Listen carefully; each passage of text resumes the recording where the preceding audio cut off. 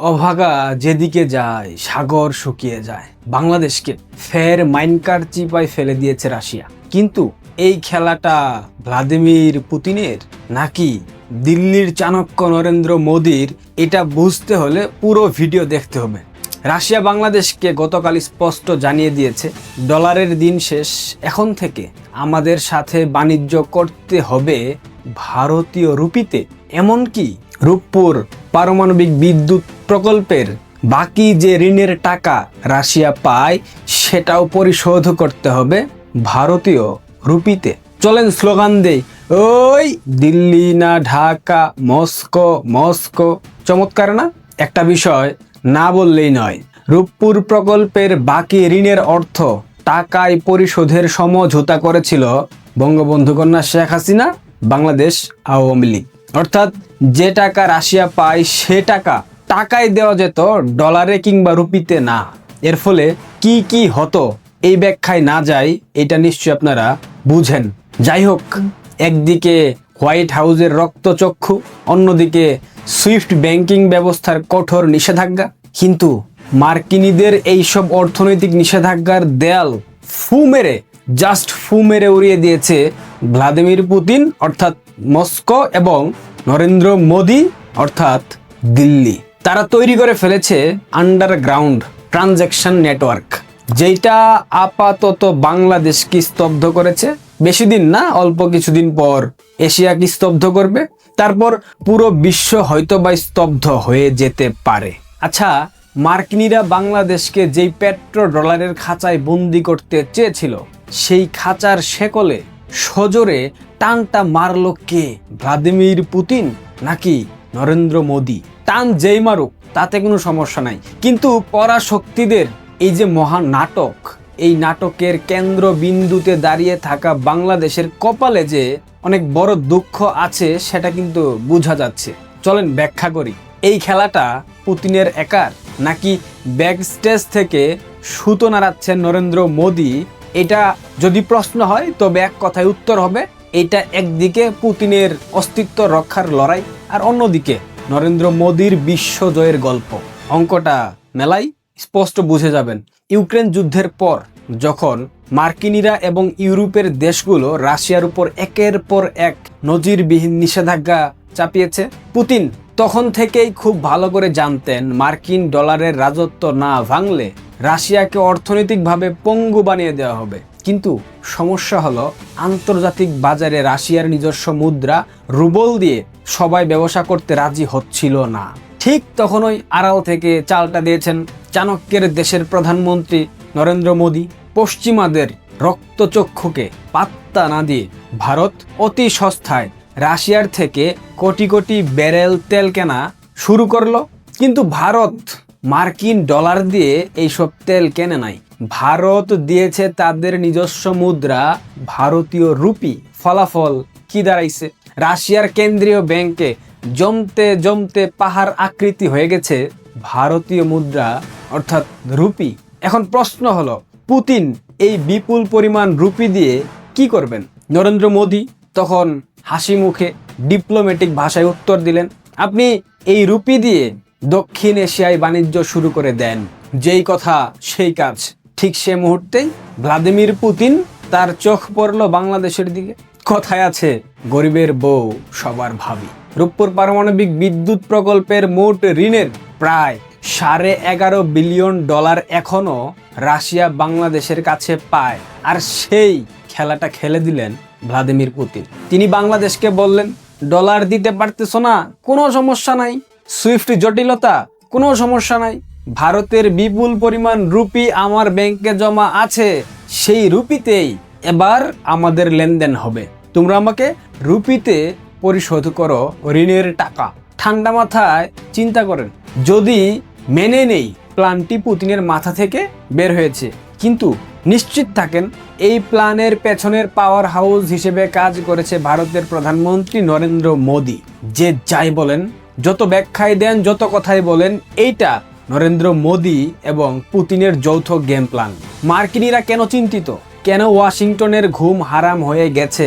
কারণ সেই চেনা অস্ত্র পেট্রো ডলার 1970-এর দশক থেকে একটা অলিখিত কিন্তু অকাট্য নিয়ম ছিল, দুনিয়া জুড়ে জ্বালানি, পারমাণবিক প্রযুক্তি কিংবা যে কোনো বড় মেগা প্রজেক্টের কেনা বেচা করতে হবে শুধুমাত্র মার্কিন ডলারে। মার্কিনিরা এই ডলারের একচ্ছত্র আধিপত্য দেখিয়ে যখন তখন যে কোনো স্বাধীন দেশের উপর অর্থনৈতিক নিষেধাজ্ঞা, নানা ধরনের নাটক চাপিয়ে দিত, মুহূর্তের মধ্যে স্তব্ধ করে দিত যে কোনো দেশের অর্থনীতি। দিত না? কিন্তু এবার রূপপুরে ঘটতে যাচ্ছে, আমার মনে হয় আন্তর্জাতিক বাণিজ্যের ইতিহাসে এমন ঘটনা আগে কখনো ঘটে নাই। রাশিয়া বাংলাদেশকে পারমাণবিক শক্তি দিচ্ছে, আর সেই মেগা চুক্তির অর্থ পরিশোধ করতে হচ্ছে ভারতীয় রুপিতে। মার্কিনীদের তৈরি করা ডলারের সাম্রাজ্যকে বুড়ো আঙুল দেখিয়ে দক্ষিণ এশিয়ায় এই প্রথমবার বৃহৎ কোনো মেগা প্রজেক্টের আন্তর্জাতিক লেনদেন হচ্ছে ভারতীয় রুপিতে। আপনারা অনেকে নিশ্চয়ই জানেন, চীন ইতিমধ্যে বিশ্ববাজারে পেট্রো ইউয়ান নামের একটা কারেন্সি চালু করে দিয়েছে। আর এখন রাশিয়া এবং ভারত হাত মিলিয়ে যৌথ উদ্যোগে তৈরি করে ফেলল পেট্রো রুপির নতুন অক্ষ। আর এই অক্ষের প্রথম বলির পাঠা বাংলাদেশ। ওয়াশিংটন খুব ভালো করেই বুঝতে পারছে, এশিয়াতে যদি ভুল করেও একবার মার্কিন ডলার ছাড়া লেনদেনের এই অভ্যাস ছড়িয়ে যায়, তবে আন্তর্জাতিক বাজারে পেট্রো ডলারের মৃত্যু ঘণ্টা বাজতে বেশি সময় লাগবে না। খালি চোখে রূপপুর পারমাণবিক বিদ্যুৎ কেন্দ্র বাংলাদেশের বিদ্যুতের চাহিদা মেটানোর প্রজেক্ট মনে হলেও শুরু থেকেই এই প্রজেক্ট আন্তর্জাতিক পরাশক্তিদের শক্তি পরীক্ষার একটা জ্বলন্ত ময়দান। 2022 সালের কথা মনে আছে আপনাদের, যখন রাশিয়ার জাহাজ উর্সা মেজর রূপপুর বিদ্যুৎ কেন্দ্রের পারমাণবিক সরঞ্জাম নিয়ে বাংলাদেশের খেপুপাড়া বন্দরের দিকে আসছিল, মার্কিনিরা সাথে সাথে বাংলাদেশকে হুঁশিয়ারি দিয়েছিল, নিষেধাজ্ঞা দেওয়ার হুমকি দিয়েছিল। মার্কিন কূটনৈতিক চাপে বাংলাদেশ রাশিয়ান জাহাজ বাংলাদেশের বন্দরে ভিড়তে দেয় নাই, ফেরত যেতে বাধ্য হয়েছিল। এর পরবর্তীতে নানা ধরনের ঘটনা ঘটে, আন্তর্জাতিক চক্রান্ত, শত কোটি টাকার সরঞ্জাম নষ্টের নানা খবর মিডিয়াতে আসে।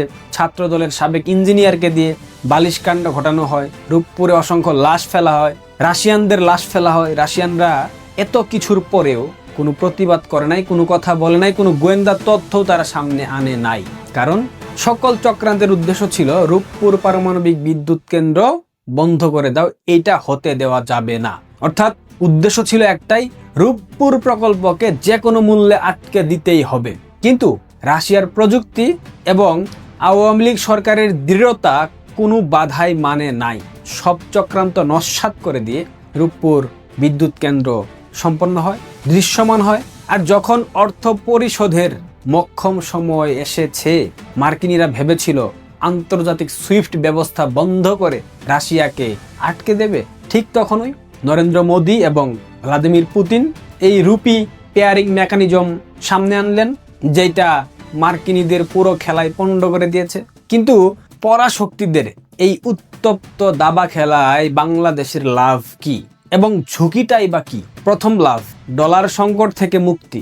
বাংলাদেশ যখন বৈশ্বিক মূল্যস্থিতি এবং রিজার্ভের ঘাটতিতে মার্কিন ডলার বাঁচানোর আপ্রাণ চেষ্টা চালাচ্ছে, ঠিক তখন রূপপুরের মতো বিশাল ঋণের কিস্তি ডলারে না দিয়ে রুপিতে মেটানোর সুযোগ পাওয়াটা বাংলাদেশের অর্থনৈতিক স্বস্তির জন্য একটা বিশাল জয়। দ্বিতীয় লাভ, কূটনৈতিক স্বাধীনতা। কিন্তু এই স্বাধীনতা বাংলাদেশের বর্তমান প্রধানমন্ত্রীর নেতৃত্বে কতটুকু উদ্ধার করা সম্ভব, এইখানে আমার ব্যাপক প্রশ্ন থেকে যায়।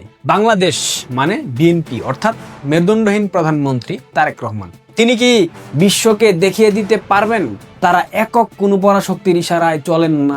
কথাই তো বলেন, আমরা ভারতীয় আধিপত্যবাদ মানি না, আমরা মার্কিন সাম্রাজ্যবাদ মানি না, আমরা কোনো পরাশক্তির অধীনস্থ নই। অথচ মুচিলেখা দিয়ে সরকার প্রধান হয়েছেন, রাষ্ট্র ক্ষমতায় বসেছেন।